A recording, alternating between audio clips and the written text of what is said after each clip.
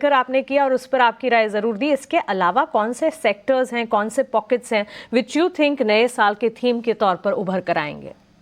या कुछ चीजें हैं जो हमको लगता है उसमें जो ग्रोथ है वो चलती रहेगी। वैल्यूएशन देखना जरूरी है, पर ग्रोथ चलती रहेगी। जैसे कि इलेक्ट्रॉनिक्स, रिन्यूएबल्स जैसे क्षेत्र हैं। कुछ क्षेत्र जो काफी महीनों से अच्छा नहीं कर रहे हैं, जैसा कि डिफेंस शुड कम बैक। वहां पे जो एक रीजन था कि ये अच्छा नहीं कर पा रहे थे was कि ऑर्डर, न्यू ऑर्डर्स नहीं आ रहे थे। वो हमको लगता है कि अगले पीरियड में आएंगे। और कुछ है एग्जीक्यूशन में दिक्कत आ रही थी कि किसी को इंजन नहीं मिल रहा है, किसी को इलेक्ट्रॉनिक्स नहीं मिल रहा है। अ, वो इस पीरियड में सॉर्ट आउट होता हुआ दिख रहा है। So that is one thought. इसके अलावा हमको लगता है कि जो लग्जरी कंजम्पशन वाली स्पेस है, सो ये स्पेस लास्ट में इंपैक्ट होती है। अगर हम सोचते हैं कि मतलब इसका गवर्नमेंट स्पेंडिंग से भी कोई ज्यादा रिलेशन नहीं है, जो इंडिया का अच्छा करता हुआ वर्ग है, उसकी वजह से ये स्पेस परफॉर्म करती है।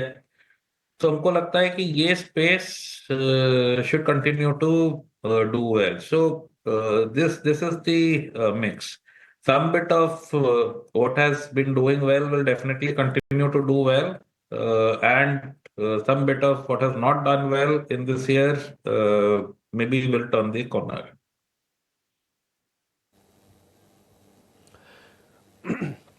प्रतीक भाई, ये बात भी उतनी ही सच है कि थोड़ा जीएसटी की इस बार जो बैठक हुई वो एक दो पॉइंट ऐसे लेके आई जो थोड़ा समझ में कम आ रहे थे। भाई जीएसटी के अंदर आप पुरानी गाड़ियों के ऊपर टैक्स लगा रहे हो, फिर पॉपकॉर्न वाले मीम्स भी बने।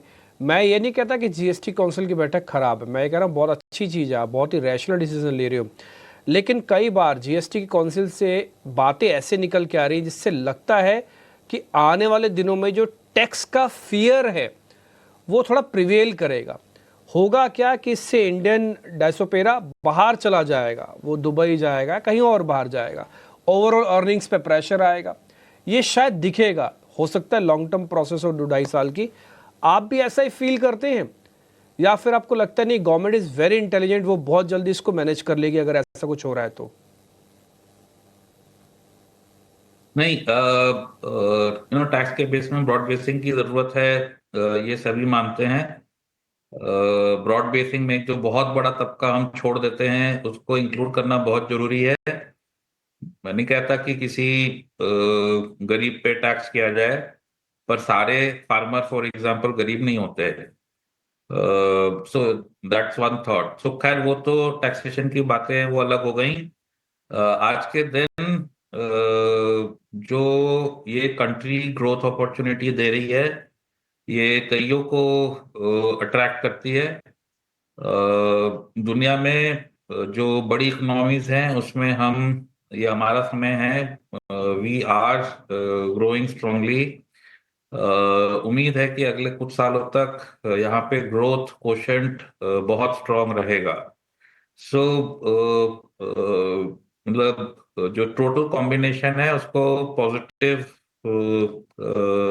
ओवरऑल हमको समझ में आता है।